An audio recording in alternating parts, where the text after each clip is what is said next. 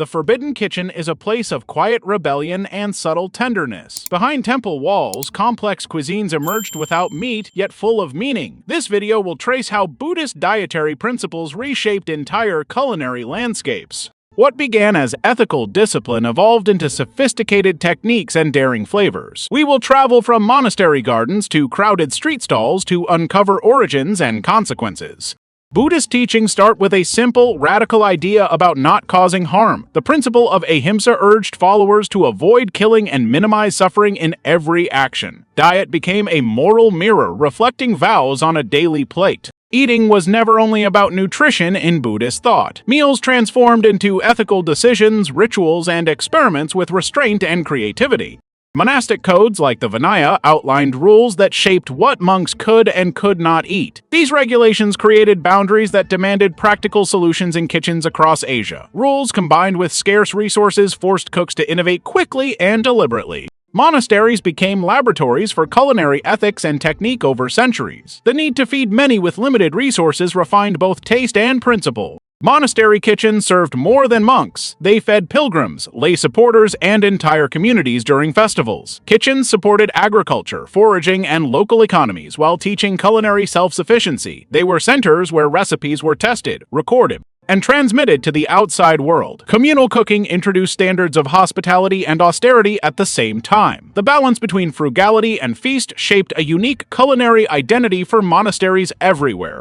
The culinary response to dietary restriction was inventive and unapologetically artistic. Monks learned to coax flavor from simple ingredients using texture, umami, and aromatic techniques. Over generations, vegetable-focused recipes became refined and ceremonial rather than merely practical. These traditions produced dishes that celebrated seasonality, minimal waste, and profound restraint. The aesthetic of simplicity became a signature flavor in Buddhist food culture. Regional environments forced Buddhist cooks to adapt their culinary ideals to local ingredients and techniques. In northern climates, preserved vegetables and hearty grains dominated monastery tables. Tropical regions relied on coconut, rice, and abundant fresh produce in new vegetarian configurations. This adaptability made Buddhist cuisine incredibly diverse across Asia. The same ethical framework produced wildly different gastronomic landscapes depending on local ecology.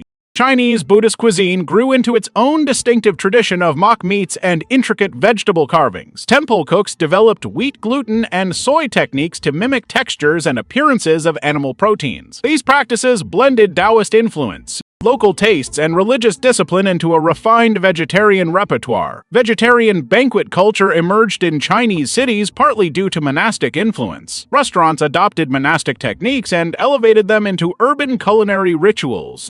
Japan's Shojin Ryori represents Buddhist cuisine distilled into an aesthetic of restraint and seasonal attention. Shojin Ryori avoided strong-smelling ingredients and emphasized balance, texture, and presentation. Chefs practiced a daily discipline of symmetry, color, and flavor harmony in monastery kitchens. Meals were both nourishment and meditation for the practitioner who prepared them daily. This careful approach influenced Japanese culinary aesthetics far beyond temple walls. Korean temple cuisine emphasized fermentation, medicinal broths, and resilient simplicity for cold climates. Kimchi, salted vegetables, and soybean paste became staples in monastery kitchens over centuries. The focus was on longevity, digestive harmony, and deeply layered flavors built from few ingredients. Temple cooks were also herbalists who combined taste with healthful intention. The result was a cuisine that tasted ancient, rooted, and quietly corrective to the palate. Southeast Asian Buddhist cuisines borrowed widely from local crops, spices, and coastal resources while maintaining monastic dietary principles. Coconut milk, rice noodles, and aromatic herbs filled the gap left by absent meat. Regional monks used bold spices selectively to achieve warmth without violence. These adaptations show how Buddhist vegetarianism was not monolithic across the continent. Instead, it functioned as a flexible culinary philosophy shaped by land, sea, and climate. One of the most remarkable skills developed in Buddhist kitchens was mimicking meat using plant-based ingredients. Wheat gluten, seitan, pressed tofu, and mushroom preparations were crafted to replicate chew, fat, and bounce. These techniques demanded both technical knowledge and culinary imagination from temple cooks. Creating convincing meat analogs was a way to satisfy cultural expectations of texture and comfort. It also allowed communities to honor tradition while adhering to ethical constraints. Fermentation, umami building, and careful seasoning were the backbone of temple flavor creation. Miso, soy sauce, dried mushrooms, and slow-brewed broths provided the depth of taste monks needed. These methods turned humble vegetables into dishes that felt richly satisfying and emotionally resonant. The science of fermentation also created preservation systems for monastery food security. In doing so, it linked culinary practice with survival and spiritual stability over seasons. Monks did not work alone. Lay devotees and local cooks shaped recipes through exchange and necessity. Pilgrims brought tastes and ideas from distant regions that monks adapted into local traditions. This two-way culinary diplomacy allowed recipes to travel and evolve organically. Over centuries, the interplay between monastery and marketplace became a conduit for innovation. Recipes carried ethical meaning even as they adapted to popular demand. Trade routes and pilgrimages served as highways for Buddhist culinary ideas across Asia, and beyond, spices, legumes, and cooking techniques moved along with scriptures and relics on the same caravans. Each stop on those routes left culinary fingerprints on visiting monastic communities. This diffusion created a pan-Asian culinary conversation, bound by shared religious vocabulary. As a result, many regional cuisines bear the subtle imprint of monastic practice today. Imperial kitchens sometimes borrowed monastic techniques when emperors desired novelty or moral legitimacy. Vegetarian banquets became symbols of refined taste and spiritual association in elite circles. Monks were invited to advise on menus for those seeking moral or aesthetic elevation. This cross-pollination blurred the line between sacred austerity and imperial opulence. Culinary techniques traveled both upward to courts and outward to common markets. In modern cities, Buddhist vegetarian restaurants reinterpret temple traditions for urban diners and tourists. Chefs both honor old monastic recipes and reinvent them with contemporary techniques and presentation. These restaurants act as cultural ambassadors for ethical eating in bustling metropolises. Some establishments emphasize ritual accuracy, while others prioritize innovation and spectacle. Together, they form a living bridge between ancient practice and modern taste. The marketing of Buddhist-inspired vegetarian food sometimes simplified its spiritual roots into trendy branding. Restaurants and food companies package compassion as a selling point while streamlining complex traditions. Despite commercialization, many chefs remain committed to the ethical and sensory roots of their craft. This tension between authenticity and marketability is shaping contemporary culinary ethics. Consumers must decide whether to value story, taste, or spiritual fidelity when choosing where to eat. Temple festivals and communal meals are where Buddhist food philosophy becomes public ritual and spectacle. These events transform food into moral education and social cohesion for entire communities. Food becomes a language through which generosity, gratitude, and restraint are taught repeatedly. Shared meals reduce isolation and create rituals that link generations together. The sensory memory of these meals often secures ethical lessons more effectively than sermons alone. From a scientific perspective, plant-based umami and texture engineering are behind the satisfaction of Buddhist vegetarian dishes. Amino acids, glutamates, and Maillard reactions provide depth even without animal fat. Skilled cooks exploit these reactions to make vegetables feel rich and complete on the palate. Understanding these mechanisms helps chefs replicate and innovate more reliably. It also demonstrates that sensory pleasure and compassionate eating are not mutually exclusive. There are political and economic consequences to widespread vegetarian traditions in certain regions. Monastery-supported agriculture shaped local markets, created demand for seasonal produce, and sustained cottage industries around soy and wheat gluten. Policies and land use sometimes shift to accommodate religiously motivated food economies. At the same time, scarcity and inequality can complicate idealized visions of monastic abundance. The relationship between religious practice and local economics remains a complicated, often contested story. Consider the monk's mock chicken, a dish that resembles poultry but comes entirely from plants. It carries cultural memories of meat while embodying a promise to cause less harm. Such dishes act as culinary compromise negotiating desire, identity, and belief on one plate. These recipes often become community favorites precisely because they bridge tradition and compassion. They are small, delicious acts of historical continuity and ethical imagination.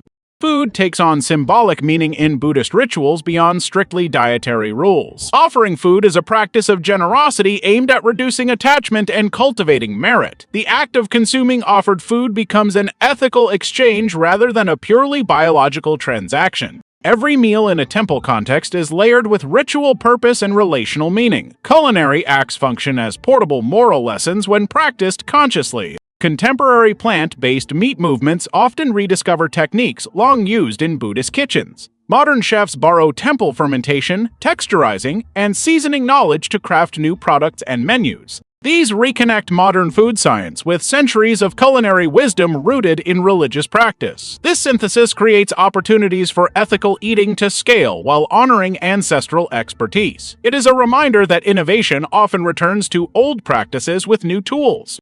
Debates persist about strict vegan adherence versus culturally embedded exceptions in Buddhist diets. Many traditions avoid alliums, garlic, and other pungent ingredients for spiritual reasons, complicating blanket classifications. Local practice, ritual necessity, and historical contingency all shape what Buddhist food actually means in different places. These tensions illustrate the living nature of religious foodways rather than a single orthodoxy. The disagreements themselves are part of a tradition that values reflection and adaptation.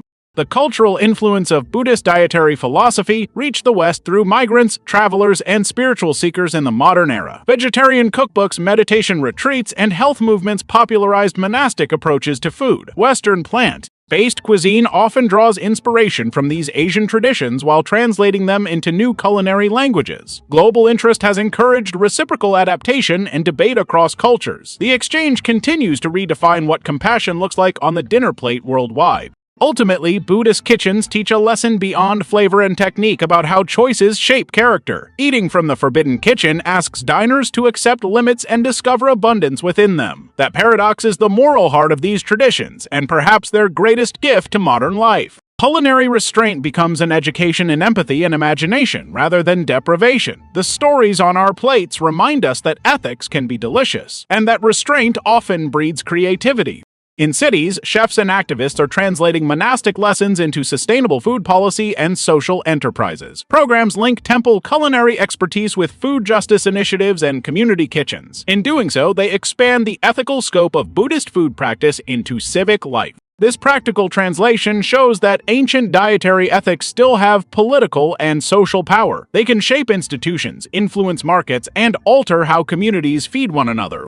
If you taste a perfect mock duck, you are tasting centuries of accumulated knowledge and restraint. Each bite carries technique, theology, and migration stories across borders and eras. Food thus becomes a compact history lesson wrapped in flavor and action. Understanding this lineage deepens appreciation for dishes that might otherwise seem merely novelty. It invites us to consider where our food comes from and the values it carries. Buddhist cuisine also reveals the psychological mechanics of desire, habit, and freedom around food. Monasteries teach that resisting impulse can sharpen attention and transform ordinary actions into mindful practice. Cooking in this context becomes a training ground for presence and ethical maturity. Eating slowly and with intention reframes hunger as a teacher rather than a mere urge. The disciplined kitchen thus functions as both classroom and sanctuary for the senses. The culinary legacy of Buddhist vegetarianism is visible in restaurants, markets, and home kitchens across Asia today. Street stalls selling fried tofu and temple restaurants serving meditative meals are everyday reminders of this heritage. These places preserve rituals while also responding to modern tastes and pressures. Persistence and adaptation are the defining features of this living culinary tradition. It continues to reinvent itself while maintaining deep ethical cores.